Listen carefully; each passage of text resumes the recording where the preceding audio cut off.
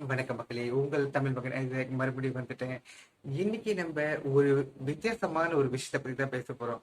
அதாவது மலேசியா நாட்டுல கிடைக்கக்கூடிய சிறப்பான சில உணவுகள், எனக்கு பிடிச்ச சில உணவுகளை பத்தி இன்னைக்கு நான் பேசலாம்னு முடிவு பண்ணிருக்கேன். வீடியோக்குள்ள போவோமா? மலேசியாவை பொறுத்த வரைக்கும் இது ஒரு மல்டி ரேஷியல் சொசைட்டி. மலாய்க்காரர்கள் சமூகம், சீன சமூகம் மற்றும் இந்திய சமூகம், இன்னும் நிறைய பேர் வந்து மலேசியா அப்படிங்கிற நாட்டுல வந்து வாழ்ந்துகிட்டு இருக்கோம். இங்க உணவு வந்து விதவிதமா கிடைக்குங்க.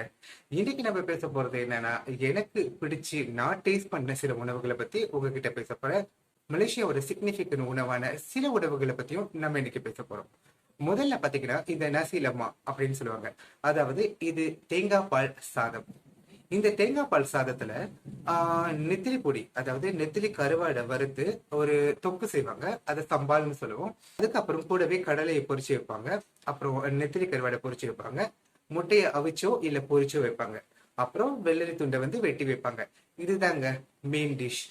இதுல சில பேரை பாத்தீங்கன்னா வந்து நீங்க வந்து உங்களுக்கு இஷ்டப்படி வந்து ஒரு ஃப்ரைட் சிக்கனோ இல்ல வந்து ஒரு சம்பால் சிக்கனோ, இல்லைன்னா நீங்க பாத்தீங்கன்னா சில பேர் வந்து ப்ரான் வச்சு சாப்பிடுவாங்க. அப்படின்னு எவ்வளவு என்னென்ன முடியுமோ அதை வந்து நம்ம வந்து அந்த மெயின் டிஷ்ஷோட, அதாவது அந்த நாசிலமாவோட வச்சு சாப்பிட்றது செம்ம டேஸ்டியா இருக்குங்க.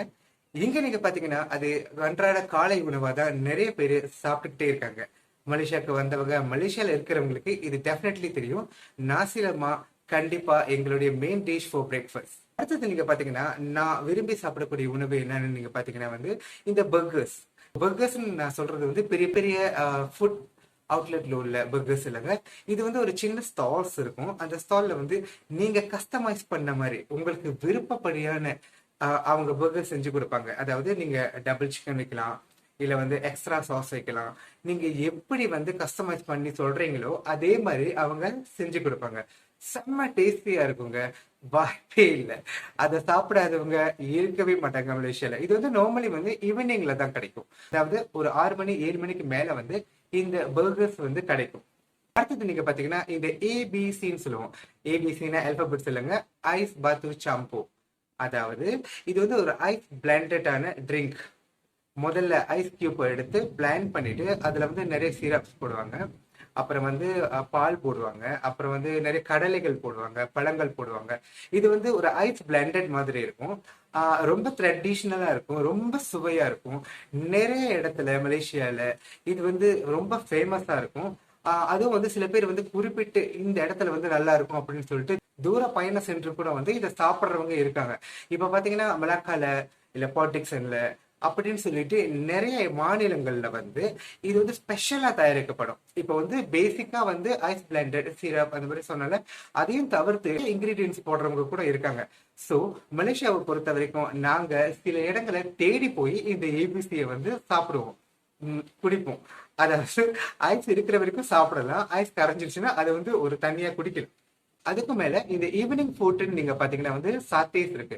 சாத்தேஸ்னா வந்து இந்த சிக்கன் ஃபிளாஷ் இல்லைன்னா வந்து அந்த இறைச்சிகளோட ஃபிளாஷை வந்து வாட்டிட்டு பபிக்யூ மாதிரி பண்ணிட்டு அதுக்கு வந்து கடலையோட சாஸ் செஞ்சு கொடுப்பாங்க. அது செம்மையா இருக்குங்க. அந்த சாஸ் வந்து அன்பிலீவபிள் சொல்ல முடியாது. நீங்க சாப்பிட்டு பார்த்தா தான் அந்த சாத்தையோட டேஸ்ட் தெரியும். அதுக்கப்புறம் அதே சாஸை வச்சு ரோஜான்னு ஒண்ணு இருக்கு. இந்த ரோஜாங்கிற விஷயம் வந்து என்னன்னா, ரோஜா வந்து ஒரு மிக்சர் ஆஃப் ஃபுட். அந்த ரோஜானா என்னன்னா, இந்த மைதா மாவுல செஞ்ச போண்டாஸ் அப்படி இருக்குல்ல, அந்த மாதிரி போண்டாஸ்கள், அப்புறம் வந்து வடை, அப்புறம் வந்து சில பேர் வந்து அவிச்ச முட்டை போடுவாங்க, அப்புறம் வெள்ளரிக்காய் போடுவாங்க. இதெல்லாம் வெட்டி வெட்டி வெட்டி பாக்ஸ் ஷேப்ல வெட்டிட்டு அதுல மேல வந்து நான் முதல்ல சொன்னல அந்த கடலை சாஸ் இருக்குல்ல, அதை ஊத்திட்டு, அந்த கடலை சாஸ் வந்து ஆக்சுவலி வந்து இனிப்பா இருக்குங்க. இனிப்பு அப்புறம் கொஞ்சம் லைட்டா உரப்பு இருக்கும். ஸோ அதுல சில்லிஸ் எல்லாம் போட்டுட்டு நீங்க சாப்பிடும் போது சொல்ல முடியாதுங்க. நீங்க சாப்பிட்டு பார்த்தாதான் உங்களுக்கு தெரியும். அப்புறம் நீங்க பாத்தீங்கன்னா ரொட்டி சனை. ரொட்டி சனைனா நம்ம பராட்டான்னு சொல்லுவோம். அந்த பராட்டா தாங்க இங்க சரியான ஃபேமஸ். அது பிரேக்ஃபாஸ்டா இருக்கட்டும், நீங்க லஞ்சா இருக்கட்டும், டின்னரா இருக்கட்டும், இல்ல ஒரு சப்பரா இருக்கட்டும், இந்த ரொட்டி சனை அட்லீஸ்ட் 2 சாப்பிடுவாங்க. அந்த பராட்டா ரொட்டி 2 சாப்பிடுவாங்க. மேல வந்து டால் ஊத்தி சாப்பிடுவாங்க, சாம்பார். இல்லைன்னா வந்து நான் முதல்ல சொன்ன அந்த நெத்திலி கருவாடு தொக்கு, அந்த சம்பால் வச்சு சாப்பிடுவாங்க. சில பேர் வந்து மீன் கறி ஊத்தி சாப்பிடுவாங்க, சில பேர் வந்து கோழி கறி ஊத்தி சாப்பிடுவாங்க, சில பேர் வந்து தொட்டு தொட்டு சாப்பிடுவாங்க, சில பேர் நல்லா ஊற வச்சுட்டு சாப்பிடுவாங்க. அதுக்கு பேர் வந்து ரொட்டி பஞ்சுன்னு சொல்லுவாங்க. நீங்க டேஸ்ட் பண்ணி பாருங்க. அப்புறம் மாறவே மாட்டீங்க. அடுத்தது வந்து செண்டோல். செண்டோலுங்கிறது வந்து ஒரு பானம், ஒரு ஐஸ் பானம் அப்படின்னு நம்ம சொல்லலாம். இது வந்து முழுக்க முழுக்க தேங்காய் பாலால செய்வாங்க. தேங்காய் பால் பிளஸ் ஐஸ் பிளேண்டு, அந்த ஐஸ் கட்டியை அரைச்சு தேங்காய் பாலை மிக்ஸ் பண்ணிட்டு அதுல சில கடலைகள் போடுவாங்க, கடலை பொருட்கள் போடுவாங்க. அப்புறம் வந்து சீனி சர்க்கரை பாகு இருக்குல்ல, அது வந்து கருப்பட்டியா இருக்கட்டும் இல்லைன்னா வந்து வெள்ளை சர்க்கரையா இருக்கட்டும், அதை கரைச்சி பாகு செஞ்சுட்டு அதுல போடுவாங்க. அந்த ஐஸோட குடிக்கும் போது செம்மையா இருக்குங்க, சூப்பரா இருக்கும். நீங்களும் ட்ரை பண்ணி பார்க்கணும். நம்ம சவுத் இந்தியன் கியூசின் கூட இங்க ஃபேமஸ் தாங்க. இட்லி சாப்பிடாதவங்க யாருமே இல்லை, தோசை சாப்பிடாத யாரும் இல்லை, முக்கியமா வந்து பனானா லீஃப் வாழை இலை சாப்பாடு சாப்பிடாதவங்க யாருமே இல்லைங்க. இங்க உள்ளவங்க எல்லாரும் விரும்பி சாப்பிடக்கூடிய ஒரு உணவுல வாழை இலை சாப்பாடும் உண்டு. எனக்கும் வாழை இலை சாப்பாடுன்னா ரொம்ப பிடிக்கும். இங்க வந்து நாங்க அதை டெய்லி சாப்பிட்றது கொஞ்சம் குறைவா இருந்தாலும் முடிஞ்ச அளவுக்கு அந்த ஆசை வந்ததும் நான் கண்டிப்பா வந்து பனானா லீஃப் சாப்பாடு கண்டிப்பா சாப்பிடுவேங்க. மலேசியாவை பொறுத்த வரைக்கும் நான் சொன்ன உணவுகள் மட்டும் இல்லைங்க, நான் சொன்ன சில உணவுகள் வந்து எனக்கு பிடிச்சி நான் சாப்பிட்ட உணவுகள். சிலது வந்து விடுபட்டிருக்கலாம். ஆனா மலேசியாவுக்கு நீங்க வந்தீங்கன்னா இங்க ஆசியா கண்ட்ரிஸ்ல உள்ள நிறைய சாப்பாடுகளை வந்து இங்க நீங்க சாப்பிடலாம். இங்க தாய்லாந்து ஃபுட்டும் இருக்கு, அதையும் நீங்க சாப்பிடலாம். இங்க இந்தோனேஷியன் ஃபுட்ஸும் இருக்கு. அது மட்டும் இல்லாம மலேசியன் ஃபுட்ஸ், முக்கியமா வந்து நம்மளுடைய Indian foods, south Indian cuisine, north Indian cuisine எல்லாமே இருக்குங்க.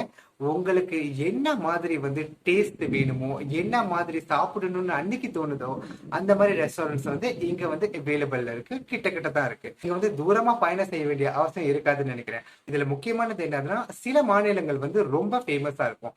அதாவது நீங்க வந்து இந்த சபா சரவாக்கு போனீங்கன்னா ஃபுட் ஸ்டைல் வந்து கொஞ்சம் டிஃப்ரெண்டா இருக்கும் கம்பேர் டு பெனின்சுலா மலேசியா. இப்போ நான் இருக்கிறது தீபகற்ப மலேசியா, கோலாலம்பூர்ல இருக்கிறனால. அடுத்தது நீங்க பாத்தீங்கன்னா சபா சரவா இருக்கு. அவங்களுடைய ஃபுட் ஸ்டைல் வந்து கொஞ்சம் டிஃப்ரெண்டா இருக்கும். ஆனா மலேசியா ஸ்டில் சொல்லி ஏசியாங்க. அடுத்து ஒரு நல்ல காணொலியில் உங்கள் அனைவரையும் சந்திக்கும் வரை வணக்கம்.